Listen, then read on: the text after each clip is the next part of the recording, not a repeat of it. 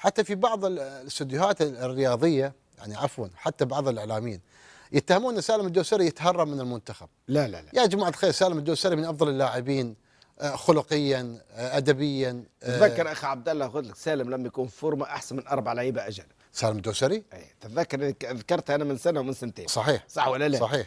اليوم للامانه نتائج المنتخب السعودي اصبحت تتحدد بمدى جاهزيه سالم الدوسري. اتفق معك انه جاي من اصابه، يرجع من اصابه، لكن اكيد انه تعافى منها.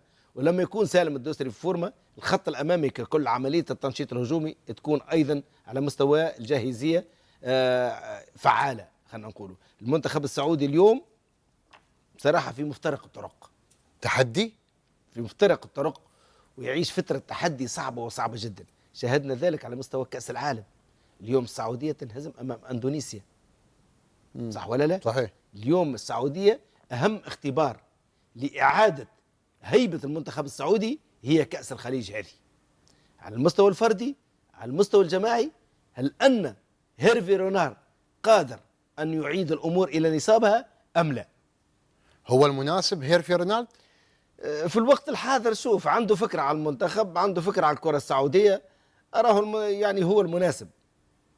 وفعلا اختيار الاخوه السعوديين يعني ما كان يعني وراه تفكير كبير. على طول لما تم اقاله مانشيني كان الرجوع الى هيرفي رونار على اساس انه المدرب هذا حق نتائج وساعد بالمنتخب الى كاس العالم. لأن هيرفي رونالد من المدربين الكبار، كابتن مهدي له صولات وجولات اكيد يعني في افريقيا مدرب يعني صنع نفسه يعني بنفسه. معروف. مدرب عصامي، مدرب يعني لم يكن لاعب كبير، لم يكن مدرب كبير، صحيح. خاض تجارب كللت بالنجاح، تحققت نجاحات كبيره معه في المنتخبات.